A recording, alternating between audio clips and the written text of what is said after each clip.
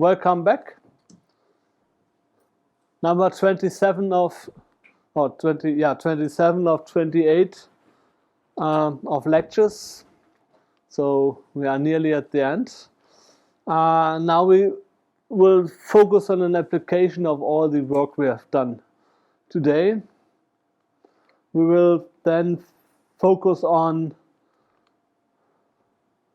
the, I have mixed it, so tomorrow there will then number 3. So here we have combustion fundamentals of explosion protection part 4. So the application of all the theory of combustion for a specific problem, flame-proof enclosure, flame arresters. So what is a flame-proof enclosure? This is one of the oldest type of protection to have an explosion protected device. It was developed around 1906 in Germany, France, and England from different scientists, especially from mining area. So the idea is to have an electrical motor or another electrical equipment. Here the terminal box, for example, and inside these enclosures you have an ignition source. So if there is an explosive atmosphere in your chemical plant or in mining area, this explosive atmosphere can enter the motor, and inside this equipment an explosion can occur. So there are two main requirements. This enclosure has to withstand the internal explosion pressure. We have seen in the morning how complex it can be. Not only 10 bar can be accepted, we can reach also 40, 50 bar explosion pressure inside. So it's a critical test concerning the mechanical strength of the equipment. And the other and more critical test, especially when we deal with hydrogen, gas group 2C, is the so-called flame transmission test. So such an equipment has a lot of different gaps. Here is a gap between bearing shield and housing. Here is a gap between the cap of the terminal box and the terminal box itself. So you have a lot of different gaps. You have specific requirements given by the standard, which you have to fulfill, but there's always a flame transmission test at the end. So even though your construction follows the minimum requirements of the standard, there will be flame transmission tests. That means you ignite inside this geometry an explosion and check in your test lab, is there a flame transmission, yes or no. So you perform this test at different positions, you ignite at different positions, and you repeat this test 3 or 5 times, depending on the gas group you are interested in. And this is an outcome of such a test. Here the flame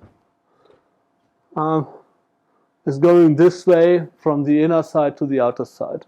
So the motor has failed this test and has to be redesigned and retested again before they can sell it in the market. Here we see such an example outside an explosion vessel. So here we have a foil, and inside this motor and outside this motor the atmosphere is filled with hydrogen and air, and so internally an ignition was initiated, and you see that there was a flame transmission here at this area, and then the outer atmosphere explodes too. So this motor was a special machine already sold. The motor has failed. It needed to be redesigned. It failed again. Needed to be redesigned again. So they could bring it in the market with some delay, which cost them a huge amount of money. And the problem is, of course, these tests, the certificate you need always you can achieve at the end of the construction cycle. And of course they are blaming always the test houses, that we need too much time. But in this case it was maybe not the error of the test house why this motor was not sold on time. So flame transmission, flame quenching, this is what we are talking about. Normally, so what we've seen here, for a flame-proof enclosure, you have inside an equipment an explosion, and you want to avoid that there is an explosion of the outer atmosphere. So the flame has to be quenched in the gaps you have. No flame transmission should occur. The same is true for flame arresters. So if we have long pipes and if we want to stop the explosion in such a pipe, or want to avoid the development of a detonation, we have flame arresters in these enclosures and in these pipes, sorry, and then explosions start on one end of this pipe, and then it comes to such a flame arrestor. Here we see further details in the following, and the flame has to be stopped. So it has to be reliable protection against flame transmission, and of course high chemical, mechanical and thermal resistance, because it is in an aggressive, it may be installed in an aggressive atmosphere, and a flame-proof enclosure, for example, can be installed on oil rigs, so we have a lot of salty water and so on. So the lifetime quality has to be assured. But at least for flame arresters, convective mass transfer should be possible. So in this pipe you always have a mass flow in one of the directions. That's the main idea of a pipe, to transport a fluid from point A to point B. So there should be not so much flow resistance due to this flame arrestor. On the other hand, it should stop a flame when a flame is coming there. So this is the constructive problem here. So how does quenching then occur? So Professor Sahu has also explained this on one of the slides. So when there is a flame and it's moving through a small gap, so first of all you have cooling at the wall, heat losses. Then you have a stretching of the flame front. So if you have a large pressure difference between the two compartments, so between this side and this side, so you have seen in the morning there's always an acceleration through this nozzle, through this gap. So we can reach here the sound velocity of the hot gas, and it's like blowing out a candle. If you stretch the flame, you may blow it just out. So this can already quench the flame sufficiently. And then you have wall reactions, so radicals may be removed and destroyed at the wall, and then no longer can take place in the reaction. So of course it depends on the superimposed flow we have. So you may find in literature the quenching distance as a factor. So 0.6 something for hydrogen millimeters. That is a distance when there is no superimposed flow interacting with the flame. So it's just the flame inside the gap. You have maybe a flow velocity equal to the flame velocity, so the flame should stay at a given position. And then you have heat losses to the wall and quenching of radicals So this is given parameter. So and now we can have superimposed flow. We can have endurance burning flame arresters. So flame arresters, where on top of these we can have a steady flame. So it should be then of course avoided that from the top the lower element of the flame arrestor reaches the auto ignition temperature of the mixture. But as there's a superimposed flow from the bottom to the top, this helps us. So this joints can be larger than the quenching distance. But we also can have a flow which is of course not helping us. So when the flow is in the same direction the flame wants to go, first we have laminar flow, then we reach transition and we have a turbulent flow. And somewhere here we will find a minimum value. And the MASG apparatus, which I've shown you, tries to mimic this complex behavior. So with a lot of work, they have the opinion to find a proper apparatus to get the really minimum value here. So and then if it becomes too turbulent, that means our hot gas which leaves the gap has a high velocity, mixes very fast with the surrounding atmosphere, and maybe too fast. So then the cooling is dominant. So here velocity helps us again. So the gap can increase again. So this is a simple sketch how this quenching effect depends on the flow situation we have. So of course you see depending on the application, we have to focus on different main criteria.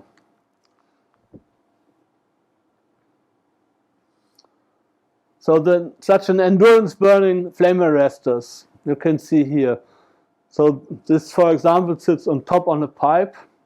So that should be breathing on the pipe, or tank, sorry. So the tank is in the sun, so it heats up, it cools down along a day and overnight. So there has to be a pressure relief to the outer atmosphere. So inside the tank we always have the surrounding pressure. So such an endurance flame burning arrestor, so it's open to the surrounding. Here is a cap to protect against weather, and so it's open here and here, so it can breathe here, so the flow can go this way or this way.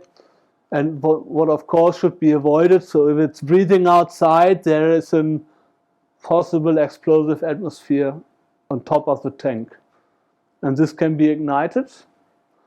And of course this flame should not go in the tank, which would be a catastrophic failure. But of course what we have is there can be a steady outflow out of the tank through these flame arresters, so we can have a steady flame here on top of this arresters. So here the flame is burning, and so the temperature at the lower part of this flame arrest element should never reach the auto ignition temperature. So it's a question of how much heat is transported away from the flow. This helps us here, so we can be larger than the quenching diameter. But of course then heat transfer in the construction is of importance. So if we have to avoid heat transfer or minimize heat transfer from top to the bottom. And you see here in quite complex geometry where we use classical crimp wire flame arresters. So where we have two two bands which we put together and where we have small triangular gaps, and so the flow in this direction is optimized. However, also the heat transfer in this direction is optimized. And here we have an element of sintered sintered fibers, and you see it can be much smaller, and we only need one of these elements. So the advantage is the heat transfer in this case is much better to the left and to the right, and the heat transfer from top and bottom is worse or better in this example than here. We can have end of line arresters. Okay, this we have discussed. So where we have to avoid just the flame transmission. So we don't have a steady flame on top of such an element. There's just an explosion coming from the outside, hits the element, no flame transmission in this way, or more often occurring the other way. So the explosion comes from here, and here outside we have our chemical plant. Of course, the explosion should not come from here to the outer part of this pipe. So end of line arresters deals mainly stop the explosion in one way. We already need a gap width smaller than the quenching distance, because we have a superimposed flow in the direction of the flame, which then supports the flame. And here, when we come to this turbulent region, we have the flame enclosures. So I will show you an example with a gas sensor here, how we can optimize configuration here. So a gas sensor should breathe, of course. There must be some gas entering the gas sensor, coming in contact with the elements here, where we measure the amount of combustible we have in the atmosphere. So breathing must be possible, but if an ignition takes place here, it has to be stopped here. There should be no flame transmission from the inside to the outside. And here we see this element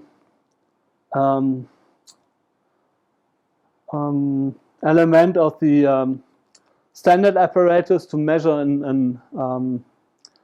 a maximum experimental safe gap. So we have a small vessel of several cubic centimeters. There is a larger vessel around this part, and we have here flat gaps, circular flat gaps, and we can then adjust the width of the gap. And here we ignite the mixture, and we check if there is a flame transmission, yes or no. And this apparatus is optimized in a way that we hopefully find the smallest value where we see or don't see a flame transmission. So this so-called maximum experimental safe gap. So how does it look now in reality? So after discussing all the theoretical details, here we have our flame arrestor for endurance burning tests. So and how does it work? So here we have a tank. We have an inlet here, so we can have a steady gas flow, which can be adjusted, of course. Of combustible, it depends on the requirements concerning the specific flame arresters where it should be used. And then this vessel here is closed, so the gas flows through our flame arrestor here from top to bottom with a given velocity. And then we will start the test. So we ignite the mixture on top of this flame arrestor and check if there's a flame transmission from here to the inner side of the tank. Here is a pressure relief element which then opens, so we can clearly see has failed and can stop the test.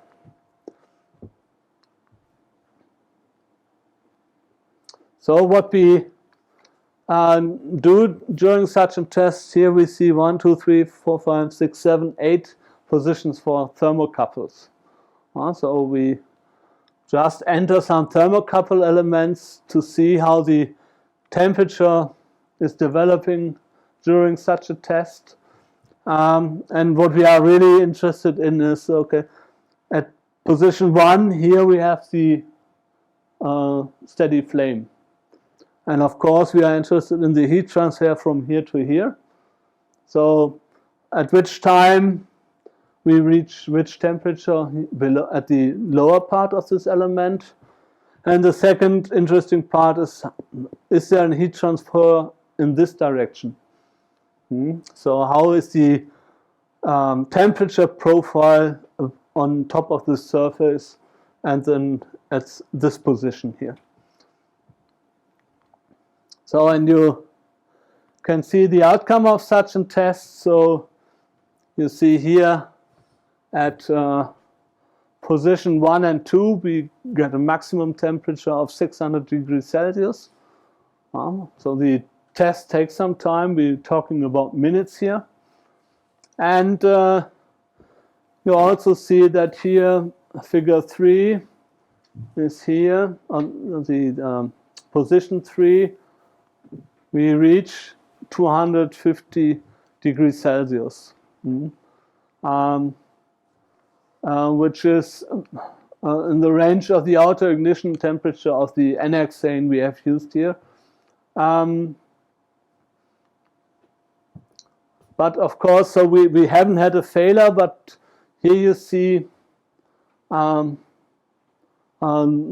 disadvantage. You may see here the small gaps we have. Again, these are gaps going this way, so to have optimized flow in the case when we don't have a flame existing here. And so therefore the heat is transferred perfectly in that direction. But the bigger problem is here the screw. We always need such a screw to fix such an element. And of course here we have perfect heat transfer from top to the bottom. What I have not mentioned is, of course, we adjust the flow rate to find finally the maximum surface temperature. So if the flow rate is too high, the flame will lift. So it's colder on top of the flame arrestor. And if it's too slow, the flame will move into the flame arrestor element. First quenching appears, again the temperature will decrease. So always we have to adjust the flow velocity to find the maximum surface temperature, and then we can perform the test. So how does it look like at optimum temperature? So here we see we have local lift up of the flame. So here we have the flow rate where we yield the maximum temperature. You see here the red glowing. So the chemistry takes taking place directly on top of this flame arrestor element. So the maximum temperature is reached. And then, of course, it is a question for us, how does this heat transfer goes from top to the bottom. So, okay, how can we optimize such an setup? So as I said, you can see here the small triangular gaps we have. Perfect for flow and mass transport, however bad for heat transfer because it's going in the direction we don't want to have. And we need, which is visible here, at least 2 flame arrestors elements for this configuration. So one is not enough. When we just have one, there will be an reignition below the surface. So it's also expensive. So can we optimize it that we finally have only one element? So here this breathing I have explained to you. and this design I have explained to you.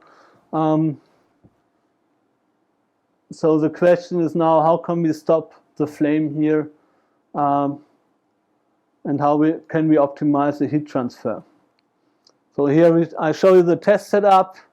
So now we have a pipe here, which is then also filled with our mixture, and this is open to the top, so there is no pressure increase during the explosion. So we always have around atmospheric pressure here at top of the head, so there is no superimposed flow going in this way. So here we see the overpressure.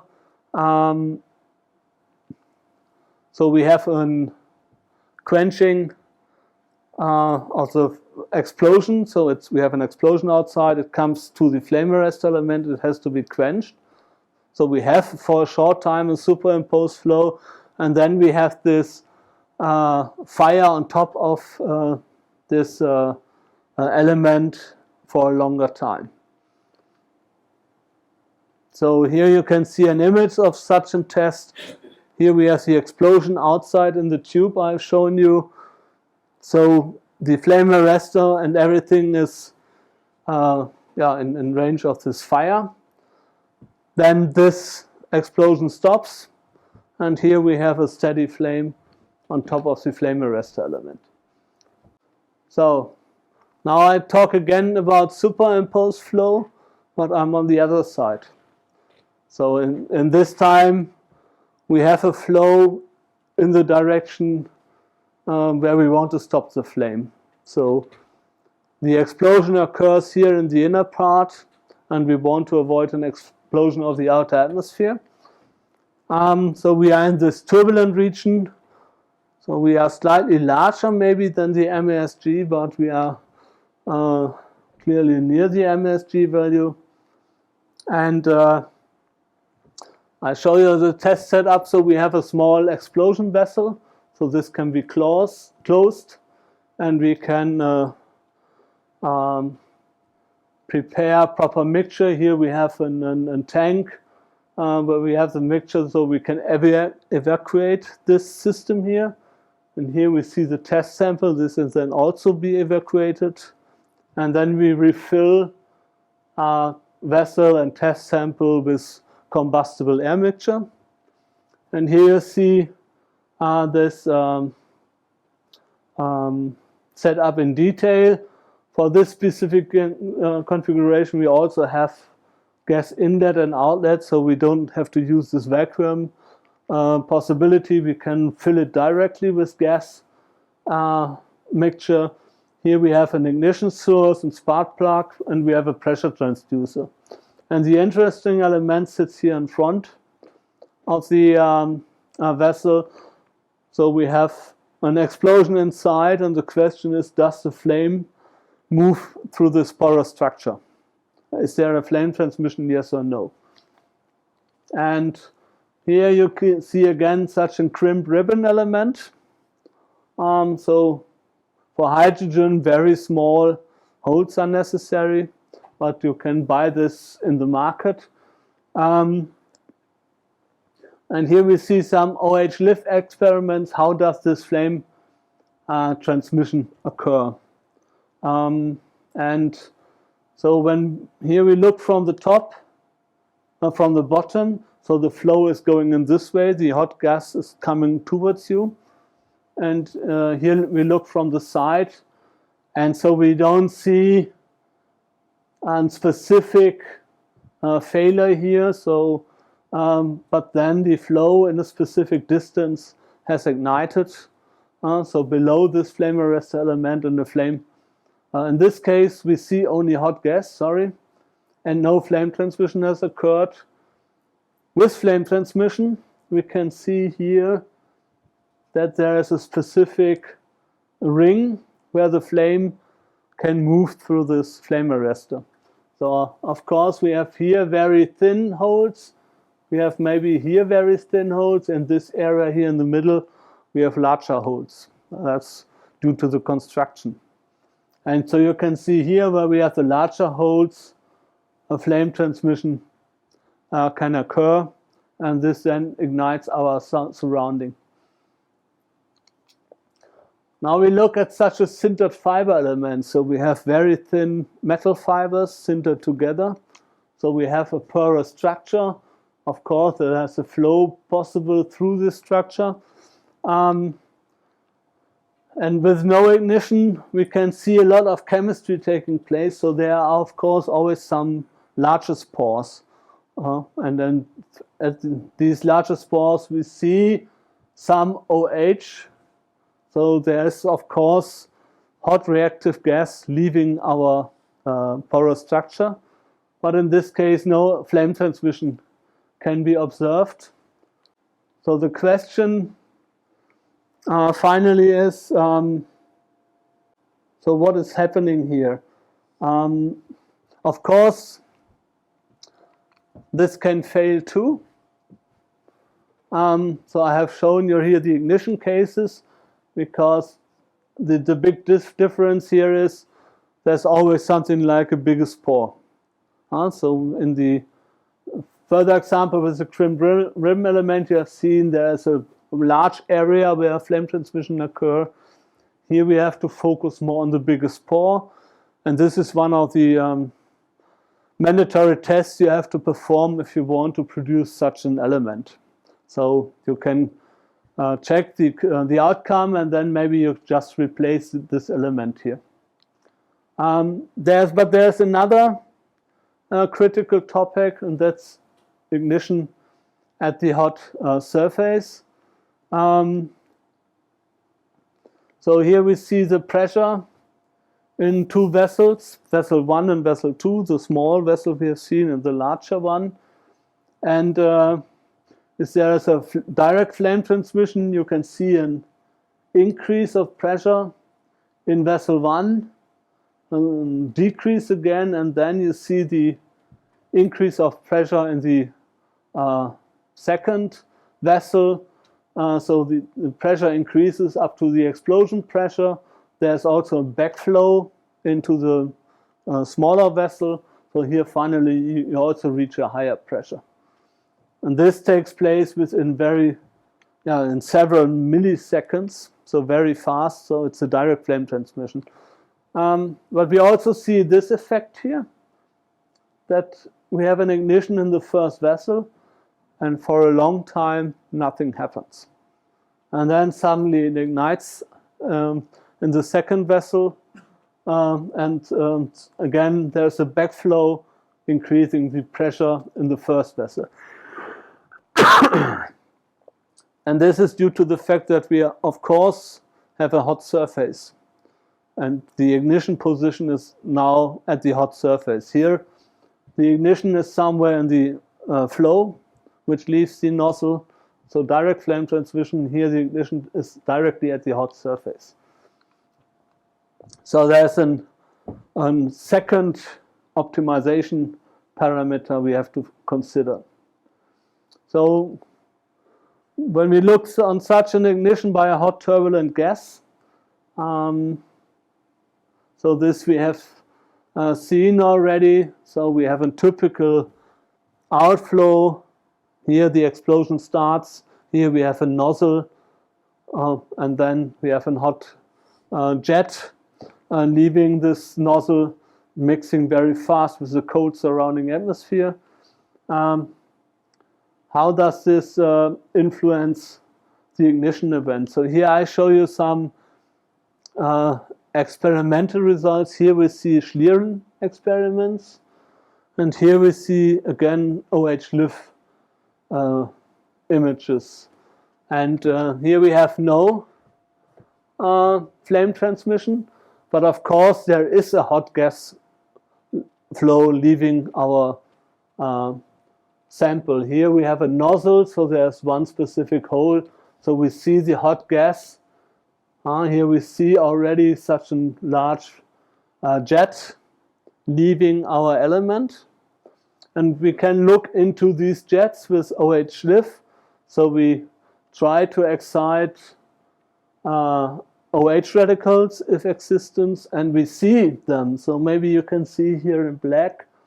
This gives us the surrounding of the hot jet, and inside this jet in the center we see radicals. It's hot exhaust gas, so there are always some radicals inside such a jet. But in this case, the mixing with the surrounding was so fast it cools down and no flame transmission occurs. How does it look like when we have a flame transmission? So here again we see the jet. So here we see something like a Mach wave, so some compression in front of the hot gas, of the cold gas, and the cold gas is somewhere here at the top. Then here we see the hot gas, the hot gas somewhere here. Here we see it again, slowly entering the lower vessel. So you see the time resolution is here 40 microseconds between each image. So of course it's quite a fast flow. And then we look with an OH lift laser into this hot jet. And in case an ignition occurs, we see a different behavior. We again see these OH radicals in the center of the jet. Of course we see them. But also we see suddenly much brighter images at the tip of the jet. So in here, ignition has occurred. And this is a typical example. I have explained it to you yesterday with a numerical part already. So here at the side, of course, we have a very large shear. So the mixing here in this area is too large. There's mixing at the tip of the jet, but here at the side of the center, we have optimum conditions for reignition, and here it happens. So here more clearly, so here we don't see any OH in the center of the hot gas, but suddenly, in the middle of nowhere, our ignition occurs. So we don't have a Schlieren image here, but this is in this region of the center of the tip. So, and of course, this is a statistical process, so we can start it at identical conditions. Here we have just the outflow of hot gas. Nothing occurs. Here we have the ignition in a given distance, and I think here we have the ignition. Now, directly it was two ignition locations, so it was really interesting. So it seems to start here at the top, somewhere here, and further away again at the center of the tip. So you see it's a very complex problem where we have to consider chemical reactions and different flow configurations. So there's still some work to do. But the main outcome is we have an ignition at tip of the jet. So then finally we come to this MESG apparatus where we hopefully have this optimized flow configuration to yield the MESG value. Again, we have a small vessel, a larger vessel. We ignite here, and we observe is there a flame transmission through this gap here, which we can adjust using a micrometer screw here. And like the minimum ignition energy, we use this to classify our combustibles we have into three different gas or explosion groups. So one important question is, okay, we classify our gases into three different categories. Is this classification, propane, is easier to handle than ethylene, always true? what is happening if we increase the pressure. Is there suddenly a configuration where maybe ethylene is more critical than propane?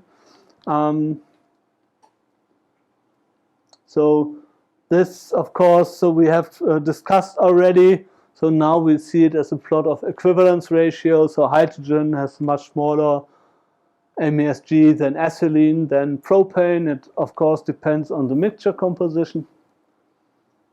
Temperature dependency, we have discussed. The higher the temperature, the smaller the gap has to be.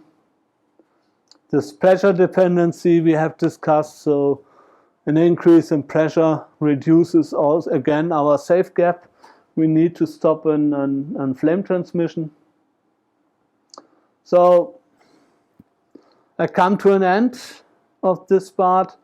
So you have seen, if we talk about something like flame arresters, flame-proof enclosures, flame quenching, it's a complex problem where we have to consider different flow configurations, superimposed flow and so on, where we have, of course, to consider the chemistry of the combustibles we have.